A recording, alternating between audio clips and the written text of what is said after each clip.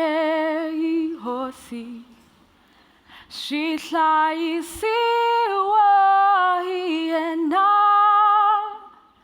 Hikubansobo wa yena Hiwa masiku inkwao Wongan hosi ati hosi Aikinsamelen yena Hikubansobo wa yena Hiwa masiku inkwao. I am Puno, Puno the poet. I invite you to understand my words and me. I've been told that I should have been born bitter and angry. In some spaces, I am too woman, too black. The words I utter, too woman, too black. But I say no.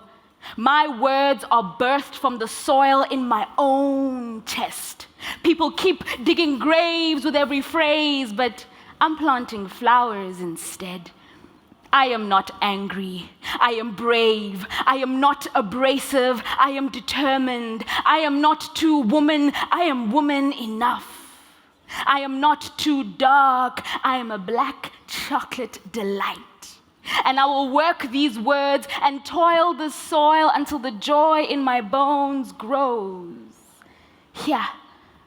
This tongue is sharp, and I will shape my own exceptional reality using only the finest materials like hope and humanity. So what will your words be? Choose wisely and use words that grow well here in this country. Hello, everybody, and welcome to my talk today.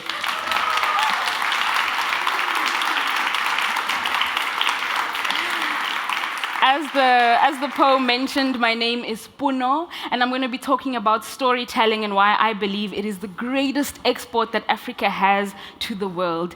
Before I do the full or the other part of the introduction as well, the reason why I started with song is that singing and dancing is so fundamental to how we do storytelling in Africa, and specifically where I'm from in South Africa. Even in my family, before we do anything, before we do a birthday, before we welcome guests, before we gather together, we usually sing together as a family. Even if you can't sing, we still do it, and we welcome friends, strangers, and everybody as well.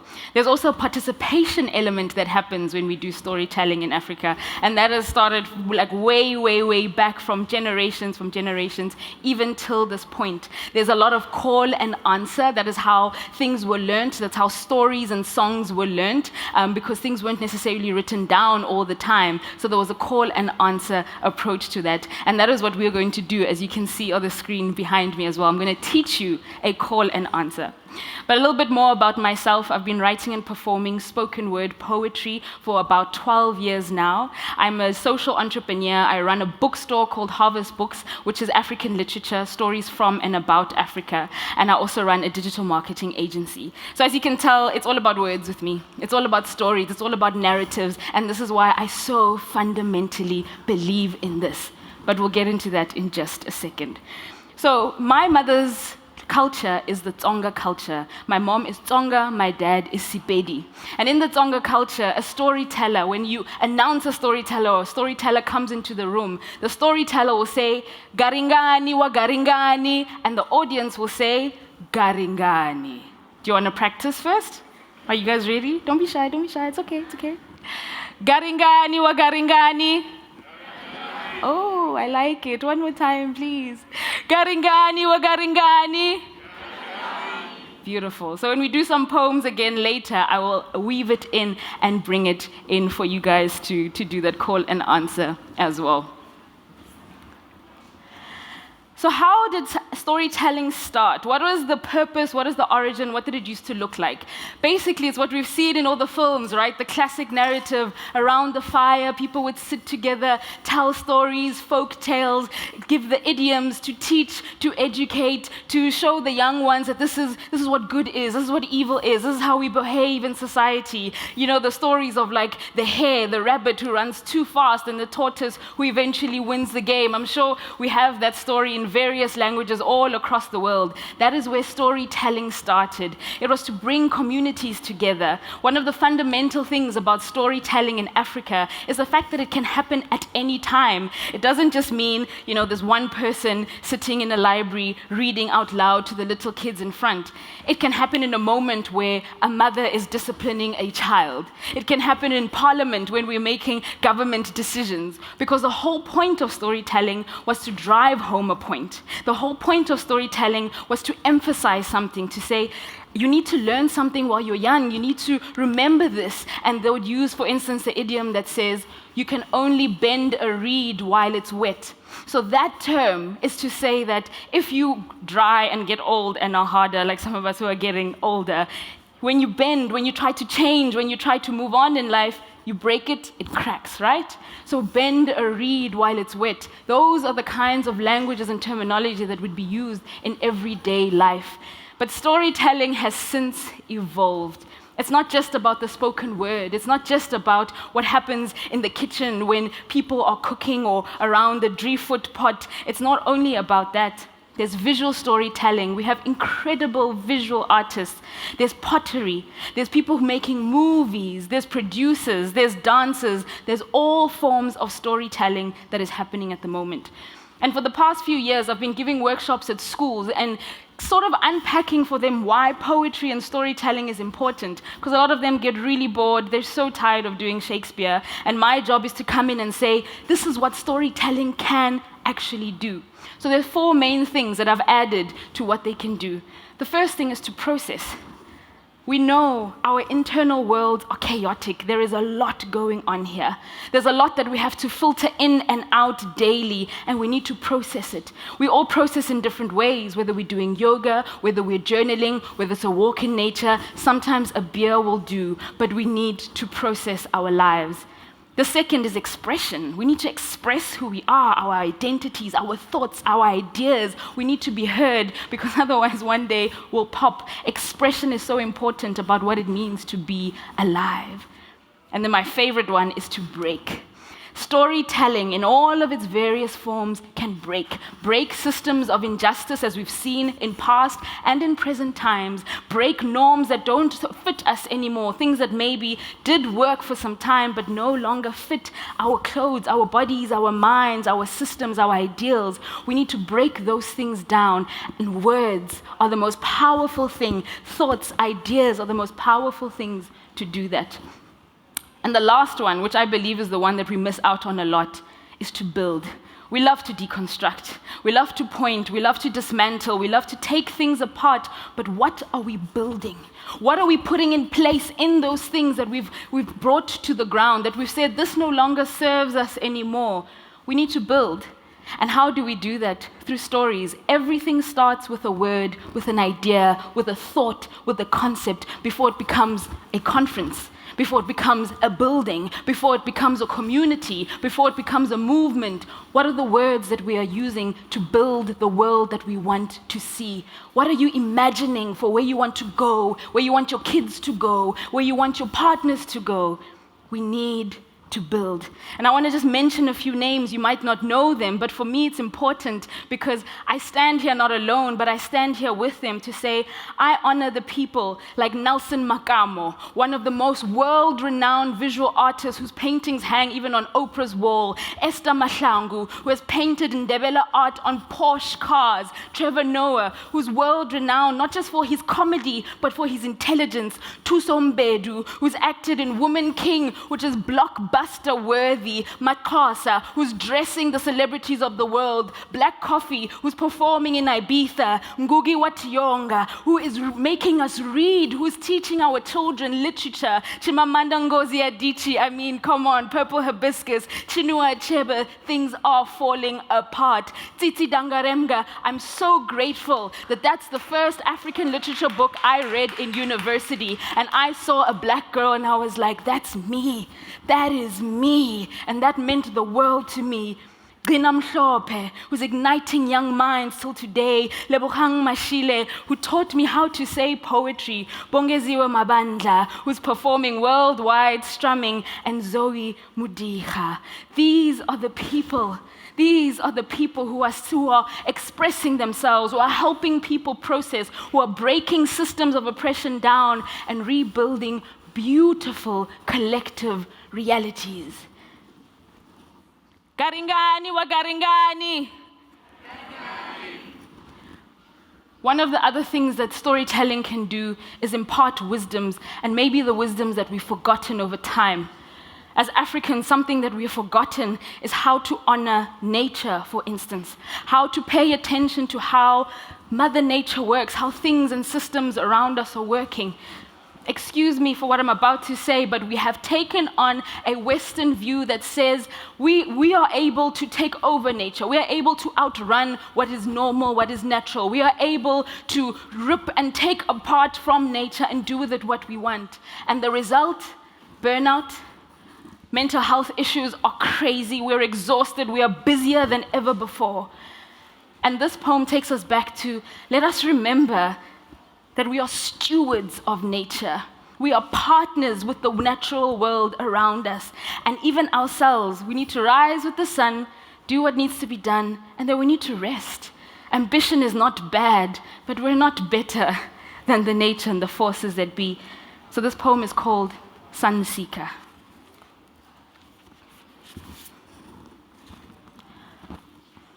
Do not run faster than the sun.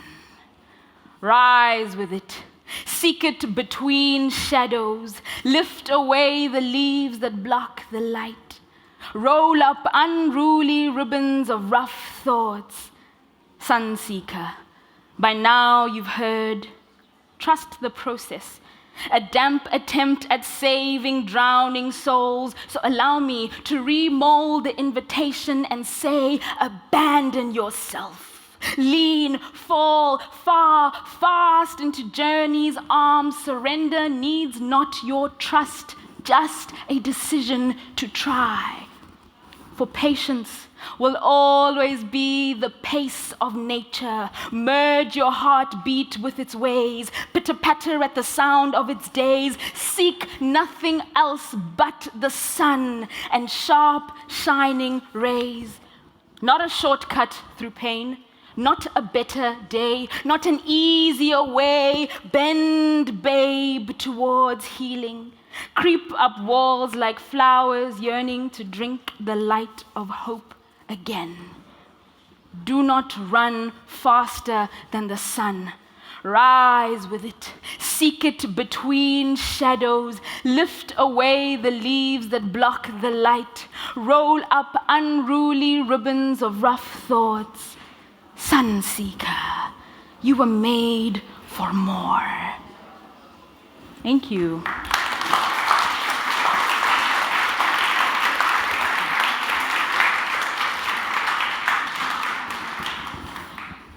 So now I'm sure you're like, okay, cool, but what does this have to do with the digital conference? What does this have to do with exporting our wealth? What does it have to do with all of these things and wealth creation? Well, I recently did a competition. I was judging a poetry competition where a lot of young people from all across Africa could submit their poems and their spoken word pieces via video. It was 2 to 3 minutes. And I think I had to judge about 115. It was a very, very, very long 3 days. But I was so content and proud of the quality of the content that I saw. But the one thing that just got to me, that just bothered me, that I just was so unhappy about, is that every time we spoke of the glory of Africa and what's amazing about Africa, we spoke about our gold and our coal and our minerals and the platinum and our mountains and our valleys and the impalas and the lions and all of those things, which is great. Come and see if you haven't seen it before. I promise you, you will see the Big Five. It's fantastic. But that is not the only thing that makes Africans amazing. Our minds, our knowledge, our systems that we create, our imagination, our stories, our ideas, there is so much there. The whole globe, the whole world is hungry for originality, for creativity, and Africa has it. We've been saying this for a very long time, and people stopped listening. We even forgot it ourselves. It took movies like Black Panther to remind us that, listen, you are intelligent, you are worthy, you are creative, you are great. Your value is not just found in the ground, it's in your head, in your imagination, in what you make and create.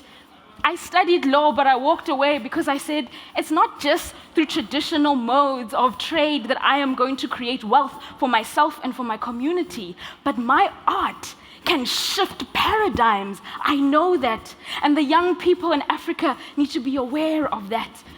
And digital channels have low barriers of entry, and it is the best medium we have at the moment for us to get our story out there to the world. The things you see on TikTok, on Instagram, on Facebook is incredible. Regardless of how you feel about those platforms, that is what we've got, and that is what we'll continue to use.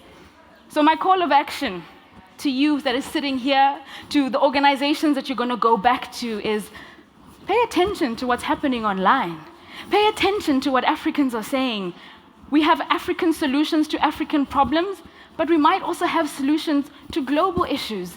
We might be the missing puzzle piece that you've been trying to think and understand for a long time, whether it is with global warming, whether it is with economies or systems.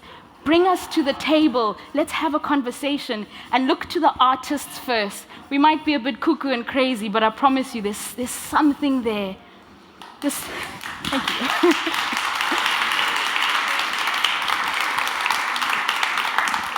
The other call to action would be to partner with us, to partner with our local organizations, to our governments, etc., to help lower those barriers of entry. Yes, it's easy to get online, but things like data is still an issue. Things like having the technology itself is still an issue. I mean, I'm sure right now in South Africa, they're sitting in the dark because of load shedding, because that is it's life and reality. But we need to partner together to be able to do these things.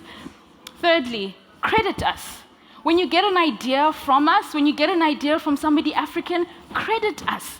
Because I promise you, you saying, oh, I went to a talk and I listened to Puno, carries more weight and credibility than if I said it myself. Unfortunately, that's reality.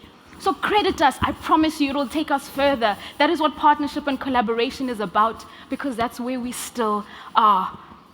And again, the last one is to listen to us. Let's have conversations. Let's be putting young people on digital platforms and hearing what they say and allowing from Africa to the world creativity, solutions, innovations, entrepreneurship, because entrepreneurship is a story too, right? Theory of change. You come with this is the end that I want to have, therefore I need to put this in place, then that in place, and I need all these resources so that I can change the narrative, so I can change the reality for these kinds of different people. Entrepreneurship is storytelling.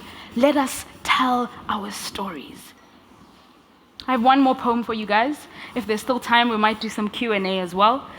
It has been such a pleasure to spend this time with you, so thank you so much for having me.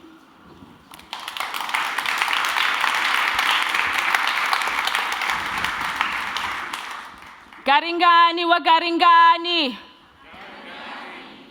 Africa, come. Come with me. Lean in and listen. Lend me your ear for a second. We have worked, we have walked, and we have wondered. But my dear family, we have finally arrived. So let's go deeper. Let's dig deeper than the reductionist labels of third world and developing, using these terms to compare our apples to the world's oranges. If we keep trying to break our bones to fit into the world's mold, we will always lose.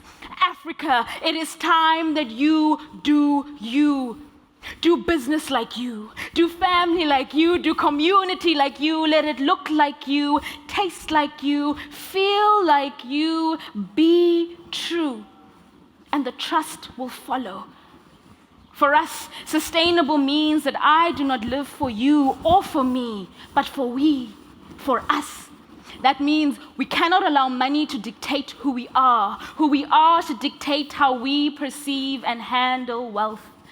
I implore you, do not seek a world-class status. I desire an African-class existence, an existence guided by our own essence, one of commitment, of respect, of non-conformity, not of begging, but of giving, of blessing from a belly of abundance, where we live big, bold, and bright.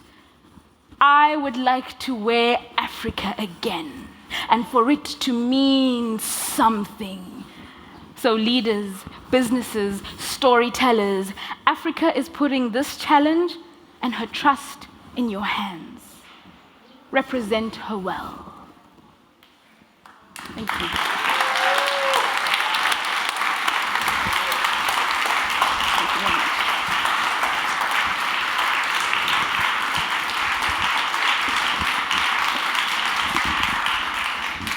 I don't know if there are any questions. I don't know if I'm going to have answers to those questions.